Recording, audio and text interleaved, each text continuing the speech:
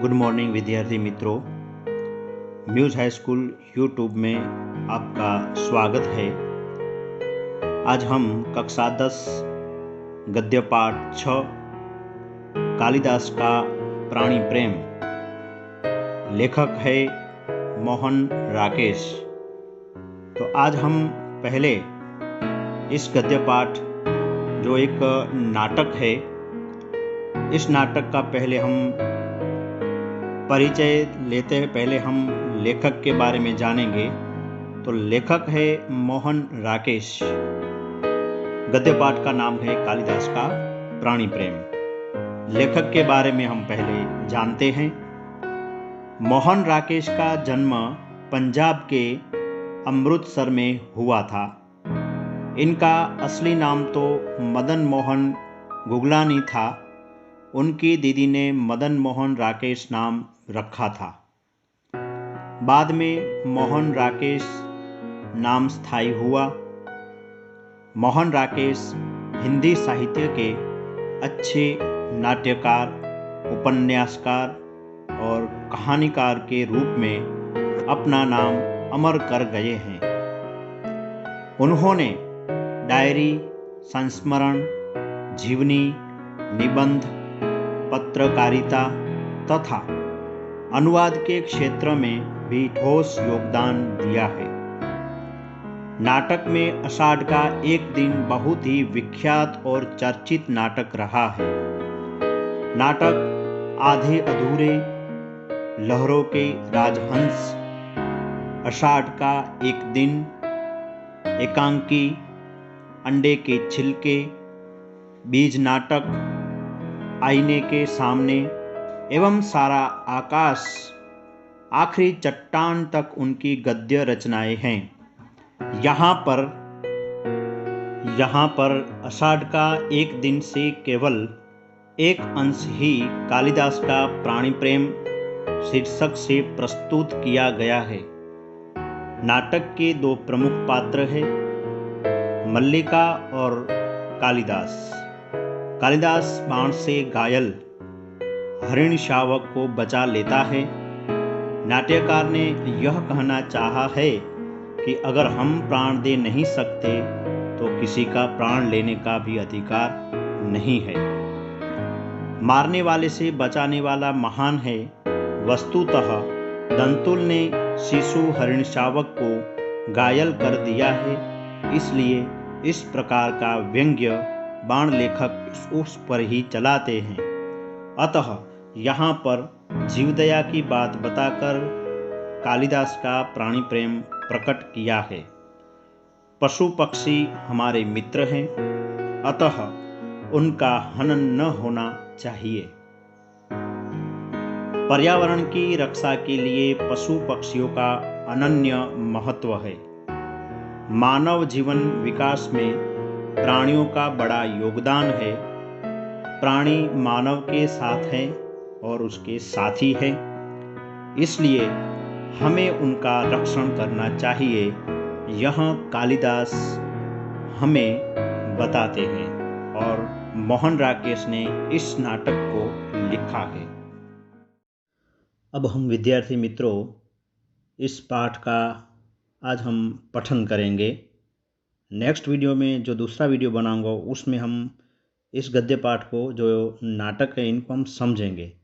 तो आज हम एक नाटक को पठन किस तरह से करना चाहिए, ये आज हम इस वीडियो में सीखेंगे। तो यहाँ पर पात्र है कालिदास, मल्लिका और दंतुल। पाठ की शुरुआत ऐसे है। कालिदास एक हरिण शावक को बाहों में लिए पुचकारता हुआ आता है। हरिणी शावक के शरीर से लहू टपक रहा है। कालिदास कहते हैं, हम जिएंगे हरिणी शावक, जिएंगे ना।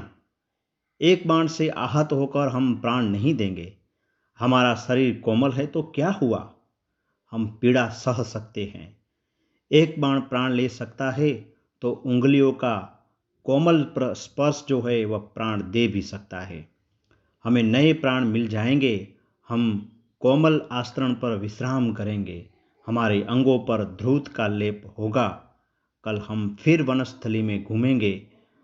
कोमल दुर्वा खाएंगे ना, खाएंगे ना। मल्लिका अपने को सहज कर द्वार की ओर जाती है। मल्लिका मल्लिका कहती है, यह आहत हरिणी शावक, यहाँ ऐसा कौन व्यक्ति है जिसने इससे आहत किया? क्या दक्षिण की तरह यहाँ भी?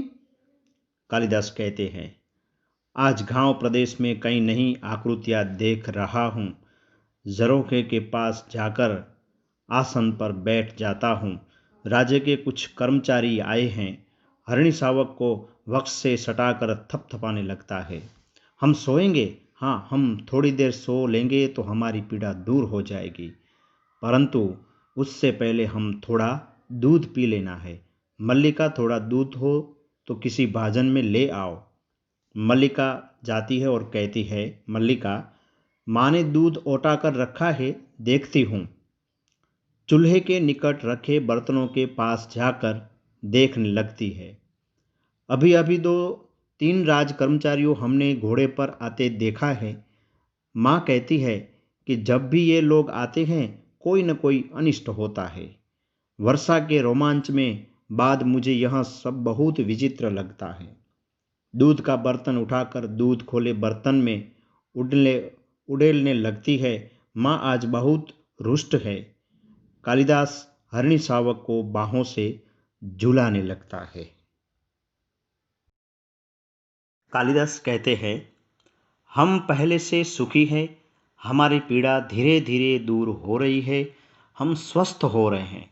न जाने इसके रुई जैसे कोमल शरीर पर उससे बाण छोड़ते बना कैसे। वह कुलाच भरता मेरी गोदी में आ गया।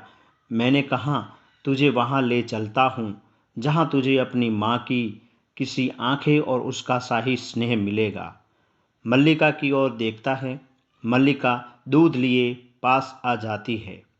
मल्लिका कहती है, सच माँ, आज बहुत रुष्ट है माँ। माँ को अनुमान हो गया है कि वर्षा में मैं तुम्हारे साथ थी, नहीं तो इस तरह भीग कर न आती। माँ को अपवाद की बहुत चिंता रहती है। कालिदास कहते हैं, दूध मुझे दे दो और इससे बाहों में ले लो। दूध का भाजन उसके हाथ में ले लेता है। मल्लिका हरिण शावक को बाहों में लेकर उसका मुंह दूध के निकट ले जाती है। कालिदास भाजक को उसके और निकट कर लेता है। हम दूध नहीं पिएंगे, हम ऐसा हठ नहीं करेंगे, हम दूध अवश्य पिएंगे। राजपुरुष दंतुल ड्योही से आकर द्वार के पास रुक जाते हैं। क्षण भर वह उन्हें देखता रहता है। कालिदास हरिण को मुंह से दूध पिला देता है।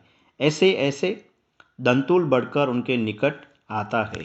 अब दंतुल कहता है, दंतुल, दूध पिलाकर इसके कोमल मांस को और कोमल कर लेना चाहते हो?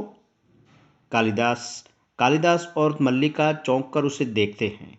मल्लिका हरिणी शावक को लिए थोड़ा पीछे हट जाती है। कालिदास दूध का भाजन आसन पर रख देता है। अब कालिदास कहते हैं, जहाँ तक मैं जानता हूँ हम लोग परिचित नहीं है।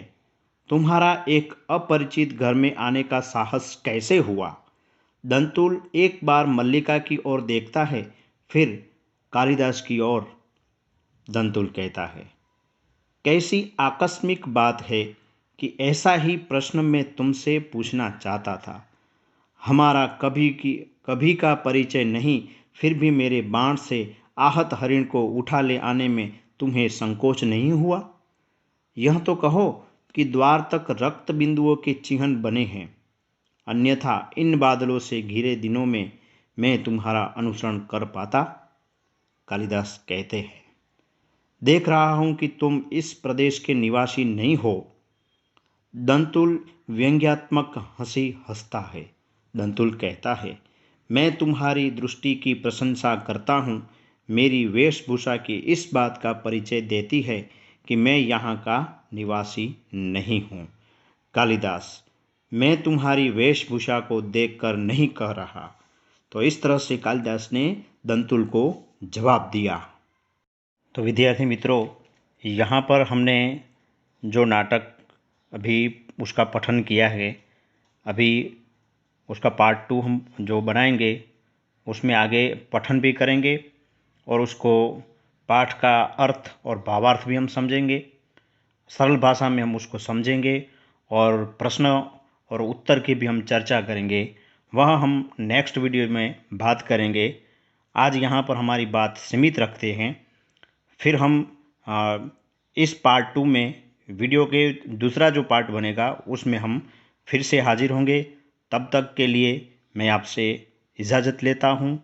नमस्कार।